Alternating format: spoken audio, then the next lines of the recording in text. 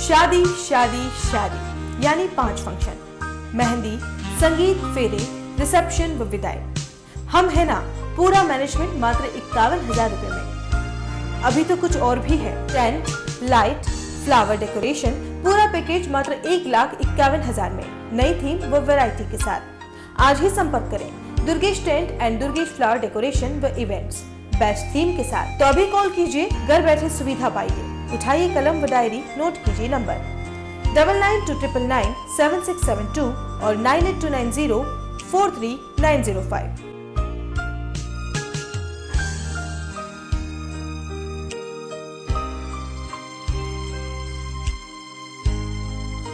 Office university road, 100 feet, Shobhagpura road, Nand Bhawan garden के सामने।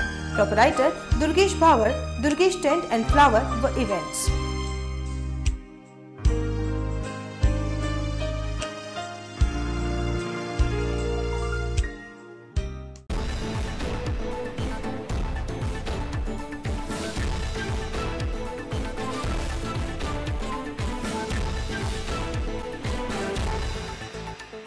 नमस्कार, आप देख रहे हैं उदयपुर न्यूज। आपके साथ मैं हूं कृतिका चौबीसा। खबरों को विस्तार से जानेंगे। फिलहाल एक नजर दिन भर की बड़ी खबरों पर। भ्रूण परीक्षण कर कोख में कत्ल करने वाले आरोपियों से पूछताछ किए बिना ही भिजवा दिया न्यायिक अभिरक्षा में। सोनोग्राफी करने वाले हॉस्पिटल को क्लीन चिट देना भी आया चर्चा में। महापौर ने पहले ही बना ली थी शहर के होर्डिंग्स की सूची। कहा, प्राकृतिक आपदा कहकर नहीं आती, झरझर व्यवस्था पता करने का कोई मापक निगम के पास नहीं। रजिस्ट्रार को हटाने के लिए विद्या प्रचारिणी सभा से जुड़े लोगों ने भगवान से लगाई गुहार। सुंदरकांड का पाठ करवाया। गुरुवार से तालाबंदी के साथ सारे काम करेंगे ठप। और लाज बचाने के चक्कर में निगम ने रंगमंच की छत पर लगाया पर्दा। ठेकेदार के बिलों पर लगी रोक, दिए जांच के आदेश। और अब खबरें विस्तार से। सबसे पहले बात करते हैं शहर में फैली सनसनी की। उदयपुर में लिंग परीक्षण को लेकर मिल रही शिकायतों के बाद PCPNDT bureau of investigation Jaipur की टीम ने जब शिकायत को सही पाया तो टीम ने सोमवार रात को कार्रवाई करते हुए विनोद सेन और मनीष श्रीमाली नाम के युवकों को गिरफ्तार किया।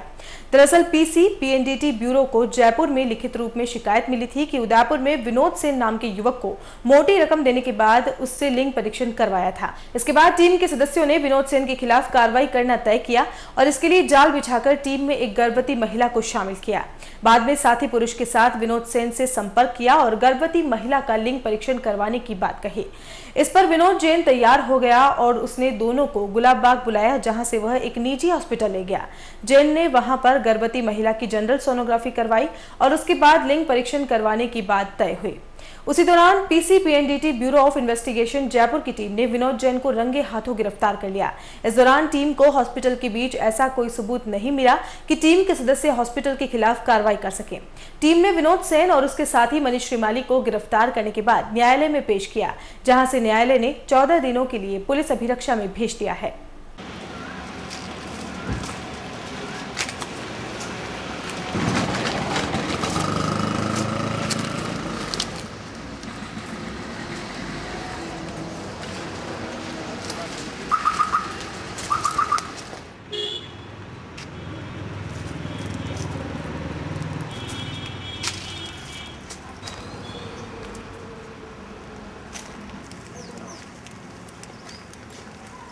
काफ़ी समय सूचना मिल रही थी कि अभी विनोद सेन नाम का व्यक्ति भ्रूण लिंग जांच के लिए काम करता है उदयपुर में। इस पर हमारे द्वारा निगरानी काफ़ी टाइम से जारी की जा रही थी और डिकोय कार्रवाई अमल में लाई गई। कल दिनांक 22 को हम लोगों ने यहाँ उदयपुर आकर इन लोगों से संपर्क किया तो कौन सा पार्क है वो, गुलाब बाग के सामने हम लोगों को मिले, जहाँ पर गर्भवती महिला और सहयोगी महिला पुरुष जो थे इनके साथ में उनको भेजा गया। इनके द्वारा स्कूटी को आगे लेकर चलते हुए हमारी टीम को गर्भवती महिला को और इनको लेकर ये चौधरी हॉस्पिटल पहुंचे, जहां पर इन्होंने एक जनरल सोनोग्राफी कराकर और बाहर आकर महिला के गर्भ में पल रहे भ्रूण के बारे में सूचना दी। इस पर कार्रवाई करते हुए हम लोगों ने इनको मौके पर ही पकड़ लिया और इनसे 10,000 रुपये के जो नंबरी नोट दिए थे वो बरामद किए गए। आज माननीय न्यायालय में पेश किया गया और इनको 3/6 2017 तक न्यायिक अभिरक्षा में भिजवाने का आदेश फरमाया है। पीसीपीएनडीटी टीम की इस कार्रवाई की प्रदेश भर में प्रशंसा हो रही है, लेकिन आरोपियों को पकड़ने के बाद की गई कार्रवाई दिन भर शहर में चर्चा का विषय बनी रही। कोख में कत्ल करने वाले इन आरोपियों से आगे पूछताछ के लिए रिमांड क्यों नहीं मांगा गया?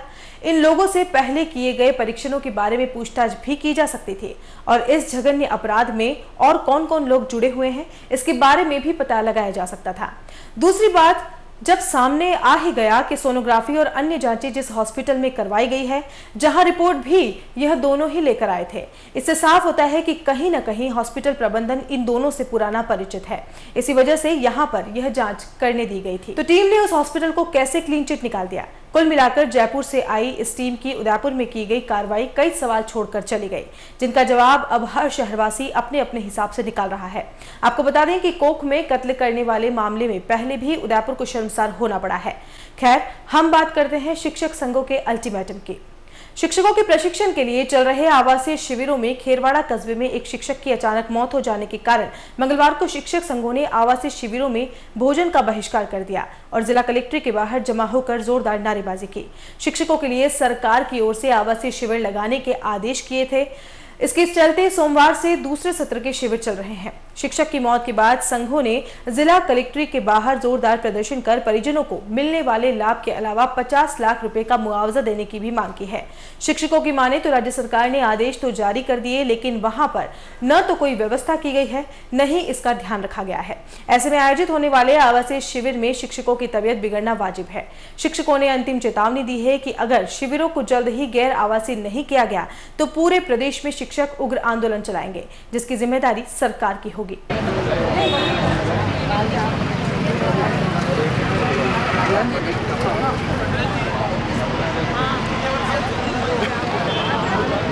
है रे यार, सूरज चांद रहेगा, कानून तेरा कौन है? देवनानी देवनानी, मौत का सौदागर कौन है? देवनानी, सूरज चांद रहेगा, जो आवासीय ट्रेनिंग का दूसरा दौर चल रहा है, उसके अंदर कल एक हमारे शिक्षक साथी थे कालूलाल जी पटेल, उनकी कल खेरवाड़ा में ट्रेनिंग लेते समय सुबह के समय में वो एकदम उनका जी घबराया। वहाँ पे कूलर और पंखे की व्यवस्था नहीं थी, उन्होंने नाश्ता लिया था वो भी शायद सही नहीं था, उनका जी घबराया और उनको उल्टी हुई और मुंह से पोए निकले। उसके बाद में वो बेहोश हो गए, उनको पास के हॉस्पिटल में ले गए। वहाँ पे कोई चिकित्सा सुविधा नहीं मिलने के कारण उनकी अकस्मात मृत्यु हो गई और उसके बाद में कल मोर्चरी में लाए और अभी पोस्टमार्टम कराया। उस तक किसी भी शिक्षा अधिकारी ने उनकी सूद नहीं ली। हमारी जो आज कलेक्ट्रेट पे हम प्रदर्शन कर रहे हैं, हमारी जो प्रमुख मांग है कि ये आवासीय ट्रेनिंग इस भीषण गर्मी के अंदर उसको बंद किया जाए। इसका कोई मतलब सार्थक परिणाम नहीं आ रहा है। उसके बाद में हमारी जो प्रमुख मांग है कि जो ये पूरा प्रकरण हुआ, किसकी गलती थी, उसकी न्यायिक जांच 24 घंटे में की जाए। साथ में जो ये आवासीय ट्रेनिंग है वो गैर आवासीय की जाए। और तीसरी हमारी प्रमुख मांग है उस परिवार को सरकारी सहायता के अलावा 50 लाख का आर्थिक सहायता दी जाए। अगर हमारी तीनों मांगें नहीं मानी जाती है तो आज हमने जो भोजन का बहिष्कार किया और कैंपों का बहिष्कार किया है, हम परसों से 24 घंटे के बाद में पूर्ण रूप से पूरे राजस्थान में आवासीय कैंप का बहिष्कार करेंगे, चाहे हमें कुछ भी करना पड़े, किसी भी हद तक जाना पड़े। ये हमारा अंतिम फैसला है और इसके बाद में भी अगर सरकार नहीं मानती है तो आने वाला समय में बहुत बड़ा राजस्थान में शिक्षक आंदोलन करेंगे। बीएन विश्वविद्यालय में चल रहा रजिस्ट्रार विवाद थमने का नाम नहीं ले रहा है। एक तरह से देखें तो विश्वविद्यालय के कर्ता धर्ता दो गुटों में विभाजित हो गए हैं। बंद कमरे में शुरू हुआ विवाद अब सड़कों तक पहुंच गया है। विरोध में नारे लगाए जा रहे हैं, पुतले फूके जा रहे हैं, यहां तक कि प्रशासन से भी हस्तक्षेप की अपील की गई है, लेकिन अभी तक इसमें कोई हल नहीं निकला है। मंगलवार को प्रदर्शनकारियों ने सुंदरकांड के पाठ का आयोजन कर विरोध जताया। बीएन रजिस्ट्रार को हटाने की मांग को लेकर 8वें दिन संघर्ष समिति की ओर से बीएन प्रशासन की हठधर्मिता के खिलाफ सुंदरकांड पाठ का आयोजन करके भगवान से रजिस्ट्रार को हटाने की विनती की। इसके साथ ही संघर्ष समिति ने निर्णय लिया कि आंदोलन की आगामी रणनीति के तहत गुरुवार से विश्वविद्यालय की तालाबंदी एवं प्रशासनिक कार्य ठप करवाया जाएगा। संघर्ष समिति ने संस्थान के कर्मचारियों की रजिस्ट्रार हटाने के मामले में लिप्तता पर भी आपत्ति जताई। रजिस्ट्रार विश्वविद्यालय में कार्यरत कर्मियों को अपने पक्ष में करने का बेवजह दबाव बना रहे हैं, जो कि व्यक्ति की स्वतंत्रता का हनन है। धरना स्थल पर कल्याण सिंह मदारा, प्रेम सिंह मदारा, भवानी पाल सिंह रूपा हेली, राजेंद्र सिंह ताना, विश्वास भटनागर, शंभू सिंह कापरिया खेड़ी, नकुल सिंह भाटी, तनवीर सिंह थाना, राजेंद्र पीपलांत्री, प्रदीप सिंह तलावदा, विजेंद्र सिंह चुंडावत सहित दर्जनों विद्या प्रचारिणी सभा के सदस्यों ने भाग लिया।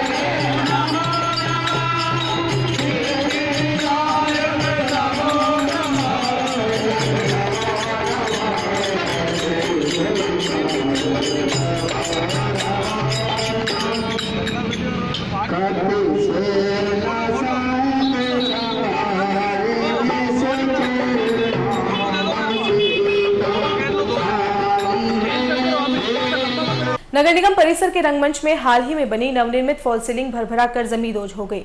निगम द्वारा इस फॉल सीलिंग के गिरने के जो तर्क दिए गए हैं वह भी बड़े ही बचकाने और हास्यास्पद हैं। अब सवाल ये खड़ा होता है कि मात्र 3 महीने पहले जिस फॉल सीलिंग का उद्घाटन स्वयं प्रदेश के गृह सेवक और यूएचडी सेवक श्रीचंद्र कृपलानी के हाथों हुआ हो, उसकी गुणवत्ता पर ध्यान पहले ही क्यों नहीं दिया गया। गनीमत तो यह रही कि जिस समय यह सीलिंग गिरी उस समय रंगमंच पर कोई कार्यक्रम नहीं चल रहा था, वरना किसी रंगकर्मी या शहरवासी की जान भी जा सकती थी।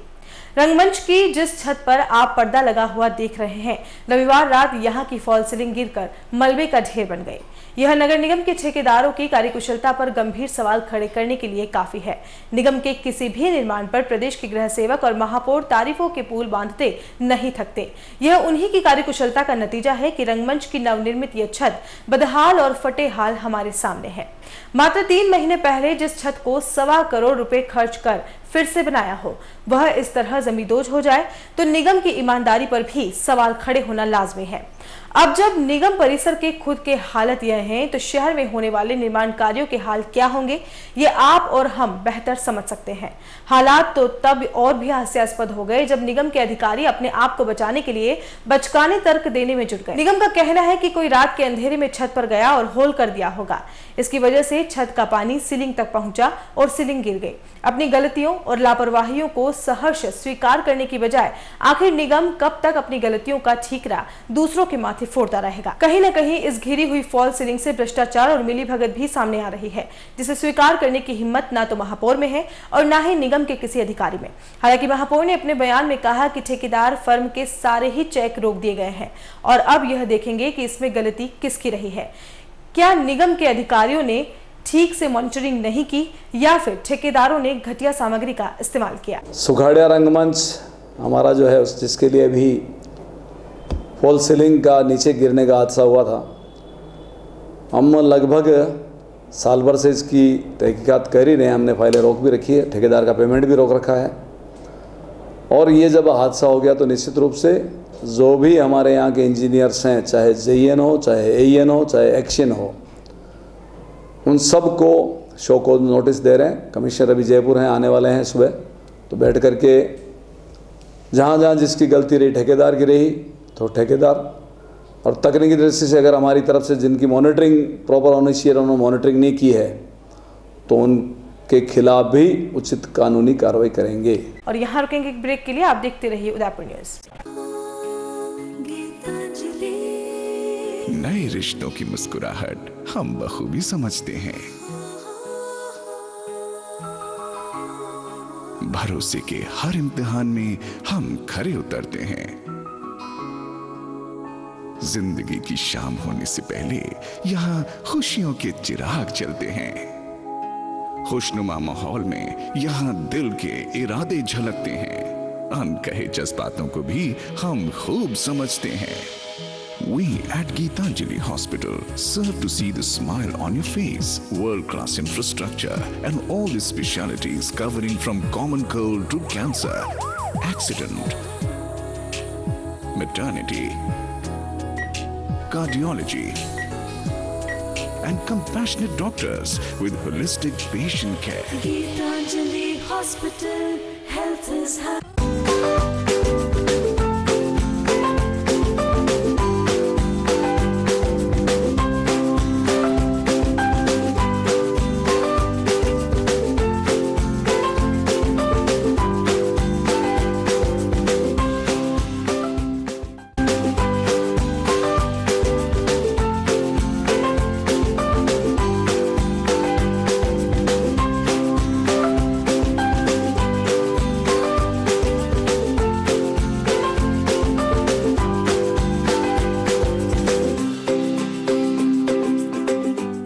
हमारे यहाँ पर टेक्समो ब्रांड की पानी की motor, borewell motor, water pump, waterproof motor एवं पंप सभी साइज एवं सभी तरह की मोटरें उपलब्ध हैं। संपर्क महादेव एंटरप्राइजेस, मेवाड़ मोटर की गली, अरमान कॉम्प्लेक्स, उदयपुर। कॉल इट 0294241426 और 94141222।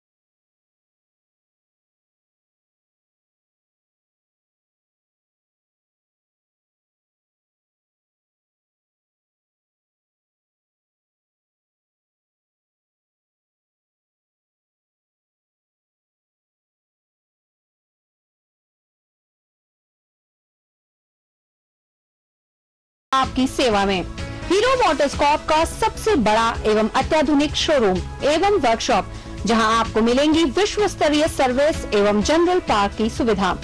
हीरो मोटरकॉर्प के सभी मॉडल उपलब्ध। बुकिंग का लाभ उठाएं। Royal Motors company 57 Panchvati Udaipur. Phone 2426838। Royal Hyundai लगातार 7 वर्षों से आपकी सेवा में। हुंडई के सभी मॉडल उपलब्ध। बुकिंग का लाभ उठाएं। आइए अपनी पसंद का मॉडल ले जाइए। एक्सचेंज व फाइनेंस सुविधा उपलब्ध।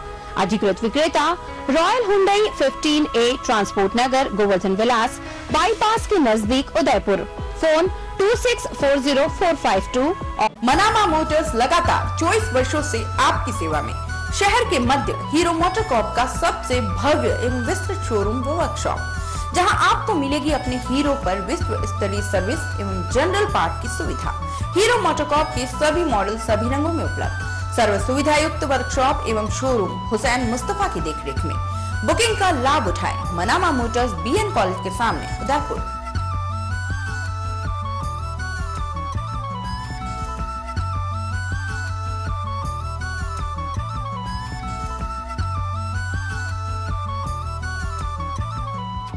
ब्रेक के बाद एक बार फिर से आपका स्वागत है। मैंने शहर में बीते रविवार का दौरा करके जांच कर ली थी कि कौन कौन से होर्डिंग अवैध हैं और क्षतिग्रस्त हैं। आंधी और मीडिया में खबरें तो बाद में आई थी। होर्डिंग मामले का केस भी कोर्ट में चल रहा है। ऐसे में हम झज्जर होर्डिंग को दुरुस्त कराने की बात ही कह सकते हैं, वरना नुकसान तो सुनामी और तूफान में भी होता है। प्राकृतिक आपदा को कौन रोक सकता है, ये कहना है हमारे शहर की रखवाली का जिम्मा उठाने वाले महापौर जी का। उनकी माने तो उन्होंने तूफान आने से पहले ही पाल बांध ली थी, लेकिन इस जवाब का मतलब तो यही है कि होर्डिंग्स पर कार्रवाई करना उनकी हद में नहीं है, या वो चाहते ही नहीं कि स्मार्ट सिटी की खूबसूरती पर दाग लगाते ये होर्डिंग्स कभी यहाँ से हटे। आपको बता दें कि शहर में 2 बार आई तेज अंधड़ से क्षतिग्रस्त हुए होर्डिंग्स राहगीरों के लिए खतरा बन गए हैं। शहर के बाजारों की छतों पर झज्जर हालात में खड़े होर्डिंग्स कभी भी किसी की भी मौत का कारण बन सकते हैं। शहर के पटेल सर्कल से लेकर चेटक होते हुए रामपुरा चौराहे तक की मुख्य सड़क के दोनों तरफ आने वाले मकानों की छतों और उनकी दीवारों पर आपको इस तरह के होर्डिंग्स देखने को मिल जाएंगे जो झरझर और जानलेवा हैं। हमारी न्यूज टीम ने शहर के चौराहों का जायजा लिया तो स्थिति काफी खौफनाक देखी गई। छतों पर लटकते गगनचुंबी होर्डिंग हिलते हुए दिखाई दे रहे थे। ऐसा लग रहा था कि इस तरह की आंधी एक बार और आ गई तो निश्चित ही ये होर्डिंग्स गिरकर बिखर जाएंगे। आपको बता दें कि नगर निगम के पिछले बोर्ड में इन होर्डिंग्स को हटाने के आदेश जारी हुए थे, लेकिन जिन कंपनियों ने ये होर्डिंग्स लगा रखे थे उन्होंने अधिकारियों और तत्कालीन पदाधिकारियों से सेटलमेंट करके आदेश ही कहीं गायब कर दिए। एक कंपनी तो इस आदेश पर अदालत से स्टे भी लेकर आई है। कुछ मकानों के मालिकों ने तो यह भी कहा था कि वह खुद चाहते हैं कि उनकी छत पर अब होर्डिंग्स नहीं लगे, क्योंकि होर्डिंग्स की वजह से ही उनके मकान में कई जगह दरारें आ गई हैं। लेकिन कोर्ट के स्टे का हवाला देकर कंपनी मालिक हर महीने अपने विज्ञापन लगाने का काम करते रहते हैं। ऐसे में भारी लोहे से बनी इन होर्डिंग्स की मियाद भी अब तो खत्म होने के कगार पर है। जगह जगह से लोहे पर जंग भी लग गया है, लेकिन कोई सुनने वाला नहीं है। आपको बता दें कि 1 दशक पूर्व एयर पैलेस बिल्डिंग के ऊपर लगे होर्डिंग की एक एंगल तेज हवा से टूटकर गिर गई थी, जो नीचे खड़े एक युवक के सिर को चीरते हुए जमीन में जा धंसी थी। इस हादसे में उस बेकसूर युवक ने इलाज के दौरान दम तोड़ दिया, लेकिन फिर भी प्रशासन नहीं चेता और छतों पर होर्डिंग्स लगाने की अनुमति बड़ी बड़ी कंपनियों को देता गया। चंद राजस्व पाने के लिए निगम का यह कदम आमजन के लिए जानलेवा साबित हो सकता है। ऐसा इसमें जो नगर निगम से लाइसेंस्ड एजेंसीज है, कुछ होर्डिंग्स उनके हैं, कुछ ऐसे भी हैं जो नगर निगम से लाइसेंसी नहीं है। विगत रविवार को, इस रविवार से पहले वाले रविवार को 2 घंटे में मेरी गाड़ी लेकर पूरे शहर में हमारे रेवेन्यू इंस्पेक्टर को लेकर एक सूची हमने बनाई है पूरी कि कुल कितने होर्डिंग्स लग रहे हैं और उनमें से कौन किस एजेंसी को है। पूरी सूची बनी हुई है, हर एक का नाम भी है इसमें, कितने पेज है सारे इसी के हैं। तो ये तो हवा तो बाद में चली और नुकसान तो बाद में हुआ। इससे पहले ही मैंने ये सारी जांच की थी। ये रहा होगा अपना 14, और ये इसी कारण की कि हमें लगा कि शायद ऐसी कोई एजेंसी तो नहीं है या ऐसे कोई लोग तो नहीं जिन्होंने बिना किसी सिक्योरिटी के अपने होर्डिंग्स लगा रखे हैं। इस मामले में हमारे हाई कोर्ट में भी केस चल रहा है, वहाँ से उन्होंने स्टे ले रखा है। और प्राकृतिक आपदा तो प्राकृतिक आपदा है, कभी सुनामी आ जाता है, कभी तूफान आ जाता है, तो कितना ही मजबूत हो फिर भी उड़ी जाते हैं। जिन होर्डिंग्स के स्थिति खराब है उनको हम नोटिस देंगे, यही कर सकते हैं, क्योंकि हर एक होर्डिंग्स को हम जाकर के हमारी तकनीकी दृष्टि से जांच भी नहीं सकते हैं कितना मजबूत है, पर जिनके कारण किसी का कटा फटा है या जिनकी उड़ गई हैं उन सबको ज़रूर नोटिस देंगे कि आपने जो कुछ लगाए हैं वह मजबूती से नहीं है और इसलिए इनकी पुख्ता व्यवस्था करें। साथ ही जैसी मैंने अभी आपको सूची दिखाई है, कुछ अवैध होर्डिंग्स भी हमें इसमें पकड़ में आए हैं, उनके खिलाफ भी हम कार्रवाई कर रहे हैं। निश्चित रूप से वह पेनल्टी भरे और जहां उन्होंने लगा रखा है उस होर्डिंग को तुरंत हटाए, वो नहीं हटाए तो हम हमारी साधन लेकर के उसको हटा देंगे वहां से। तो सुना आपने, महापौर चंद्र सिंह कोठारी ने पहले ही पूरे शहर की छतों पर खड़े होर्डिंग्स की सूची बनाकर अपने पास रख ली है, लेकिन वह इनको हटाने का प्रयास नहीं कर सकते। वैसे अगर कोठारी जी और निगम प्रशासन चाहे तो इन एजेंसियों से संपर्क साधकर कोई बीच का रास्ता निकाल सकता है। शहर के प्रचार करवाने की और भी कई जगह है। भरे चौराहों पर हजारों किलो लोहे के होर्डिंग्स कभी भी नुकसानदेह हो सकते हैं, इसमें कोई दो राय नहीं है। चलिए अब बात करते हैं भेरू सिंह शेखावत स्मृति मंच के शिकायत पत्र के जयपुर भेजने के बाद महापौर चंद्र सिंह कोठारी के जवाब की। बीते दिनों मोहनलाल सुखाड़िया सभागार में भेरू सिंह शेखावत व्याख्यान माला का आयोजन किया गया था। वर्चस्व की लड़ाई के चलते इस आयोजन में सभागार को खचाखच भरने का संकल्प भी जिम्मेदारों को दिलवाया गया था। देखा जाए तो जिम्मेदार इसमें सफल रहे और सैकड़ों लोग इस व्याख्यान माला में शिरकत करने पहुंच गए। इस आयोजन में सभी वक्ताओं ने अपना अपना उद्बोधन दिया, लेकिन महापौर का उद्बोधन भेरू सिंह शेखावत स्मृति मंच को अखर गया और उन्होंने प्रदेश नेतृत्व तक महापौर पर कार्रवाई करने का शिकायत पत्र जारी कर दिया। मंच का आरोप था कि चंद्र सिंह कोठारी ने पूर्व विधानसभा अध्यक्ष शांतिलाल चपलोत के बारे में अशिष्ट और हल्के शब्दों का प्रयोग किया है। चपलोत की ओर से मंच का गठन किए जाने पर शांतिलाल जी को खूब कोसा और यहां तक कहा कि उन्हें शर्म आनी चाहिए कि उन्होंने इस मंच का गठन कर शेखावत के नाम को बदनाम किया है। साथ ही यह भी कहा कि आखिर शांतिलाल चपलोत है क्या, इसको बलराज बोधक बना देंगे।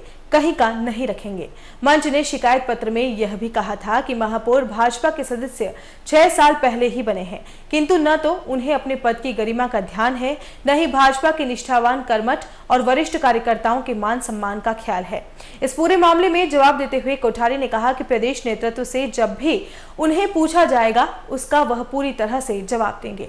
अखबार में जैसा आया था और उस पूरा शहर जानता है, जो भैरव सिंह जी शेखावत की मूर्ति लगी है गार्डन है, वह नगर निगम का नहीं है, वह बनाया ही नगर विकास प्रन्यास ने है।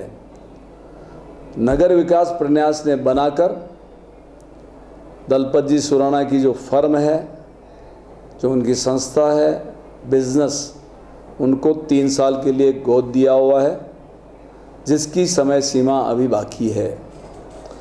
नगर निगम से उसका कोई लेना देना नहीं था, फिर भी इन लोगों ने नगर निगम पर ये आरोप लगाया कि नगर निगम इसकी देखरेख नहीं कर रहा है, उचित संभाल नहीं रहा है, गंदगी फैल रही है, सफाई व्यवस्था माकूल नहीं है। उसका मैंने जवाब दिया था कि हमारा उससे कोई लेना नहीं। मैंने वो उनका जो एग्रीमेंट था नगर विकास प्रन्यास और दलपत जी सुराणा की फर्म का, वो भी मैंने मीडिया को जारी किया था। उसमें स्पष्ट रूप से दोनों के दस्तखत हैं, स्टैम्प पर वो एग्रीमेंट किया हुआ है। और उसके जवाब में मांगीलाल जी जोशी का यह जवाब आता है कि नगर निगम ने, चाहे वहाँ कोई लेना देना नहीं है, फिर भी मॉनिटरिंग करनी चाहिए। आज यूआईटी की जितनी बिल्डिंग्स है, जितने गार्डन हैं, उनकी मॉनिटरिंग नगर निगम कैसे कर लेगा? एक सामान्य जानकारी की बात है कि आज यूआईटी का यूआईटी देखता है, नगर निगम का नगर निगम देखता है, पीडब्ल्यूडी का पीडब्ल्यूडी देखता है। एक संस्था दूसरे संस्था की जांच कैसे कर सकती है, निगरानी कैसे कर सकती है? ये तो सामान्य ज्ञान की बात है। फिर भी उन्होंने दिया, अखबार में आया, वही जाने। हमारे सीनियर लीडर्स हैं, इसलिए उनके बारे में कोई कमेंट अपन नहीं करना चाहते हैं। उन्होंने मेरी जो शिकायत की है, करें, कोई दिक्कत नहीं। मैं भी सारी जानकारी जब कभी मेरे को पूछी जाएगी प्रदेश पदाधिकारी को दूंगा। दूध का दूध और पानी का पानी हो जाएगा। पहली बात यह कि मीडिया में जो हमारे वरिष्ठ लोग हैं, उनको इतना अवश्य ध्यान रखना चाहिए कि उनको कोई दिक्कत थी, मेरे से आकर के मेरे चैम्बर में मिलते हैं। वो बड़े लोग हैं तो मुझे बुला लेते, मैं उनसे जाकर के उनसे घर आ जाके मिलाता कि भाई महापौर जी यहाँ आया, शिकायत है, मैं मिलाता। अभी शिव किशोर जी सनाडे का मेरे पास परसों फ़ोन आया, उन्होंने कोई काम बताया, मैंने कहा मैं आपके घर आऊँ, बात कर लूँगा। सीनियर लोग हैं हमारे, भारतीय मजदूर संघ में मेरे सीनियर रहे हैं, बीजेपी में सीनियर रहे हैं। पर इस बात को आज भारतीय जनता पार्टी का नगर निगम बोर्ड है और भारतीय जनता पार्टी के सीनियर लीडर नगर निगम पर सार्वजनिक रूप से अखबारों के माध्यम से, मीडिया के माध्यम से कोई बातें करते हैं, तो ये उनको सोचना चाहिए कि इससे पार्टी की छवि बिगड़ती है या बन रही है। संदेश देने से पहले स्वयं उनको सोचना चाहिए कि हमें वो क्या संदेश देना चाहते हैं। हम तो नए लोग हैं, मान लेते हैं, पर उन्हें अवश्य ध्यान रखना चाहिए कि वो जो परंपराएं मीडिया में सीधा जारी कर रहे हैं अपने बयान, वह ठीक नहीं है, पार्टी के लिए भी नहीं, आने वाली अपनी जो पार्टी के कार्यकर्ता हैं उनके लिए भी ये ठीक नहीं है। और चलते चलते एक नजर डालते हैं अब तक की हेडलाइंस पर। भ्रूण परीक्षण कर कोख में कत्ल करने वाले आरोपियों से पूछताछ के बिना ही भिजवा दिया न्यायिक अभिरक्षा में। सोनोग्राफी करने वाले हॉस्पिटल को क्लीन चिट देना भी आया चर्चा में। महापौर ने पहले ही बना ली थी शहर के होर्डिंग्स की सूची, कहा प्राकृतिक आपदा कहकर नहीं आती, झरझर व्यवस्था पता करने का कोई मापक निगम के पास नहीं। रजिस्ट्रार को हटाने के लिए विद्या प्रचारिणी सभा से जुड़े लोगों ने भगवान से लगाई गुहार, सुंदरकांड का पाठ करवाया, गुरुवार से तालाबंदी के साथ सारे काम करेंगे ठप।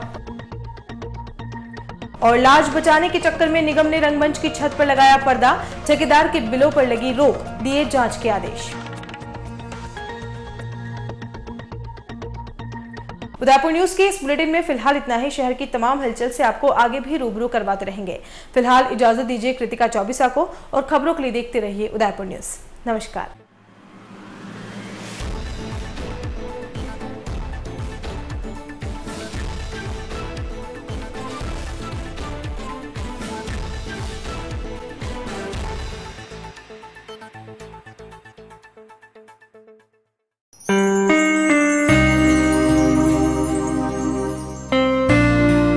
Campus.